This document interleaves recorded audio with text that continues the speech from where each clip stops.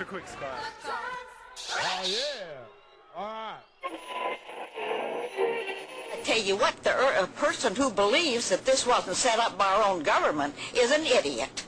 Okay, so we're back. And what we're going to do today is this is probably going to be a really short part to our whole verb deal. And today we're going to be talking about pretty much one issue, and that is linking verbs. Linking verbs. And of course, linking verbs are those verbs that pretty much don't deal with tense. Okay?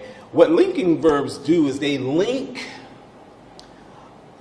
a word to the subject, and what that word does is it either describes the subject or it identifies the subject. In other words, it links us to a word that tells us something about the subject.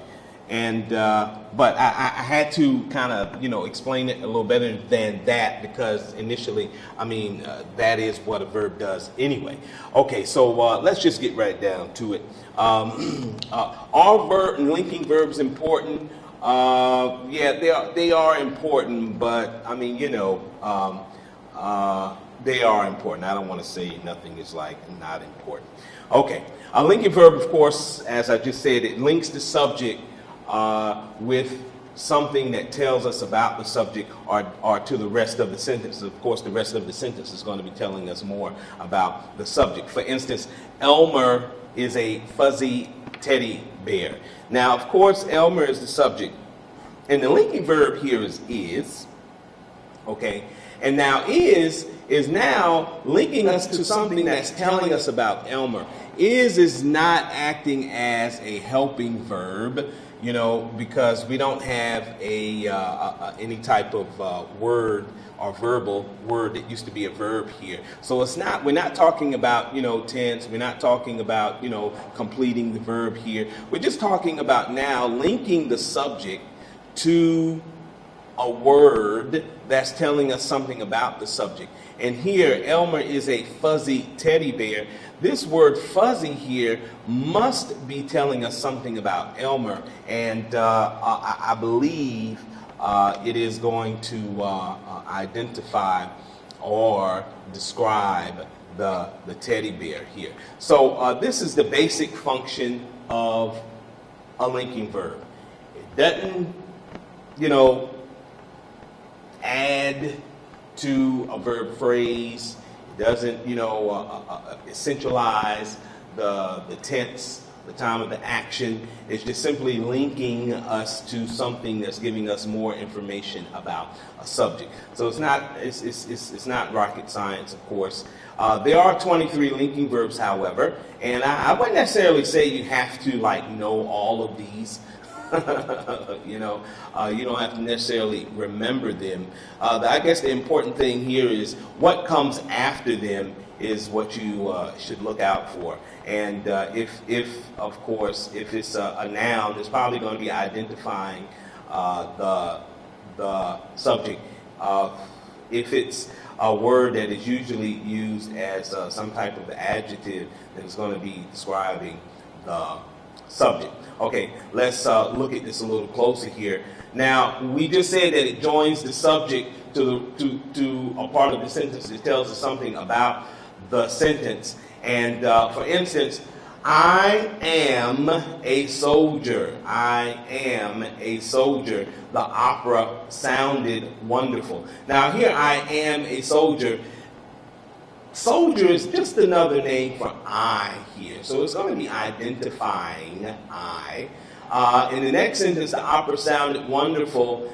Sounded, of course, being our linking verb. And wonderful, I believe, wonderful is going to be an adjective describing opera. Describing opera. Okay, so other linking verbs, of course, that don't necessarily, fall in that 23 linking verb category are these. that aren't usually that familiar. We have look, sound, feel, grow, remain, stay, seen, appear, become, and taste. You're probably going to want to remember that list. That's the list you're probably going to want to remember, because these are I call them uncommon linking verbs, or linking verbs that aren't necessarily immediately known as linking verbs. This is just my opinion. Irregular linking verbs. Okay, all right. Okay, let's do a little practice here. I'm just going to do one or two of them because, of course, you have the SCORM activity there. You can go over them as slow or as fast as you would like. Here, I think we're going to go over them a little slow. The first one here, Irish Americans are one of this country's largest immigrant groups. And of course, right off we know what the linking verb is. It is are. And here's the question. What is coming after the linking verb? Is it something that is going to describe, or is it something that's going to identify? Yes. I think it's probably going to be identifying here. Next is about 40 million Americans claim Irish history.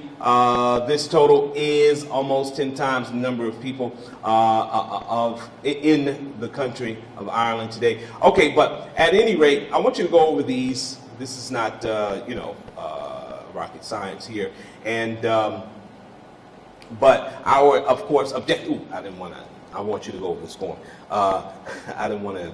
That activity was about which does not contain a linking verb, and I think hopefully you didn't see the green stuff there. You'll go over the SCORM activity very carefully there. Okay, here we go. The words that follow the linking verb, of course, as we said, identify or describe the subject. We call them subject complements in the world of grammar. Subject complements. A predicate adjective or predicate noun is what we officially call them, and those are essentially called subject complements. Elmer is a fuzzy teddy bear. Of course, we already know that the linking verb is Elmer, of course, and the question is this going to be a word that describes or a word that identifies? I think because we have the word a there, we're going to have a noun coming after it. But, remember the rule when we talked about noun agreement, when we were talking about nouns eventually leading to noun agreement, we said that a, of course, is a word that immediately after it is a noun. But at the same time, I believe we have a phrase here, a fuzzy teddy bear. And I think fuzzy in this phrase is acting as an adjective. So, but if we consider the entire phrase, then we would have to assume that this is a phrase that's identifying Elmer. But I think we're probably going to be considering fuzzy, which is, of course, going to be describing the teddy bear. Very interesting here. Okay, so let us continue here. There are two kinds of complements, and we just said that. We have predicate nouns, we have predicate adjectives, and predicate nouns, of course, we know do identify the subject. Usually just another name for the subject. Back to our Elmer is a fuzzy teddy bear sentence. Elmer is a fuzzy teddy bear, and of course, it doesn't matter how many nouns that you have or how many words in that phrase that is describing that noun. The point being is that if it's a noun coming after the linking verb, it's going to be identifying the subject. Yes. So a fuzzy teddy bear, of course, identifying Mr. Elmer. We got predicate adjectives following a linking verb and describe the subject, predicate nouns, and of course predicate adjective. If they're a compound, it means the same thing. Here, we're going to change it up a little bit so we can create our predicate adjective to add description to the subject Elmer. Elmer is fuzzy and warm. obviously those are going to be words that's going to describe. So therefore, we're going to have to assume that that is definitely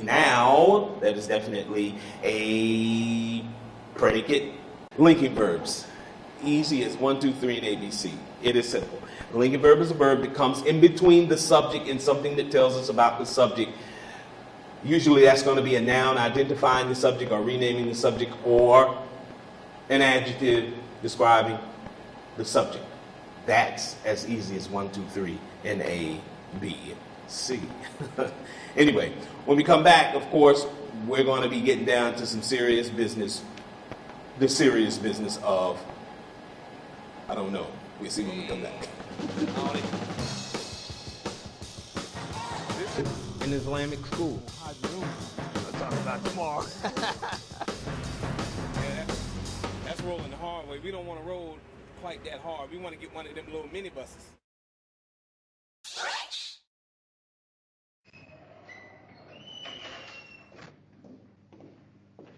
What's up?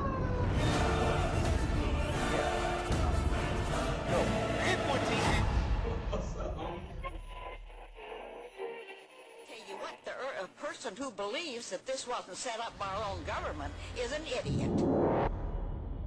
Everybody's gone out of their mind. Welcome to Mr. Quick's class.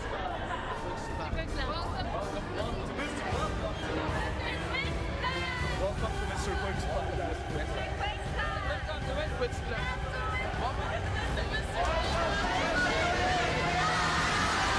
Welcome, Mr. Quick's class. Oh yeah.